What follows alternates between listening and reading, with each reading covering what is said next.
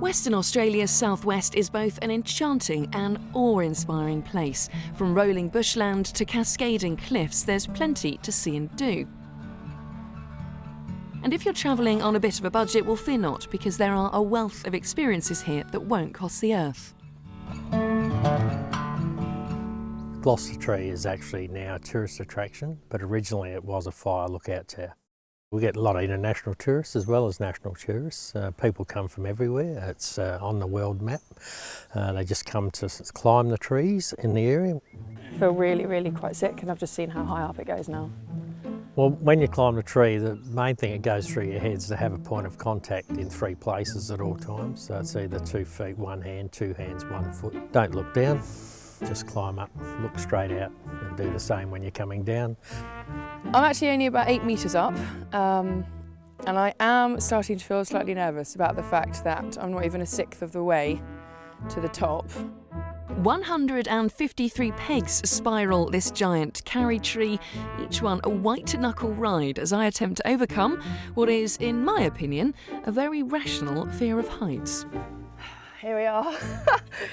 I made it to the top. It has, without doubt, been one of the scariest 10 minutes possibly of my life, but we're here, and the view from here is amazing, and you really can see for absolutely miles. And if I wasn't clinging on quite so tightly, I'd probably be able to revel in this view. Finally, back on solid ground after the Gloucester Tree, and I'm joined by Dr. Dave. Now, where are you taking me? Yes, I'm taking you on the Bibbulmun track. Okay, well, let's go. We're very fortunate in Western Australia to have the Bibbulmun track. It is our iconic long-distance walking track. It goes all the way from Perth or Kalamunda down here to Albany. It takes you through forests, mountain tops, coastlines, cliffs, beaches. You really do get that great diversity within your walk. This area is recognised as one of 34 biodiversity hotspots in the world, and we're the only one in Australia. Now this is absolutely beautiful, and it's so different to the other parts of the track.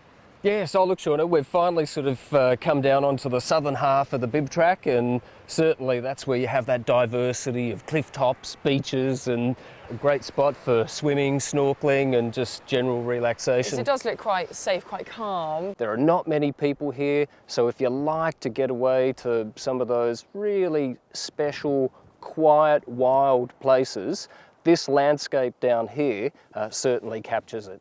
One thing I really have noticed is the fact there actually doesn't appear to be anyone else apart from us here. It's like our own little bit of paradise, isn't it, really?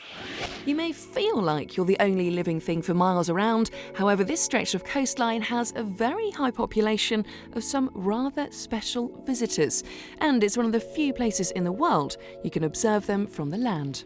Early part of the season we're talking humpback whales, and they're the ones that migrate up to the warm northern waters to breed and mate.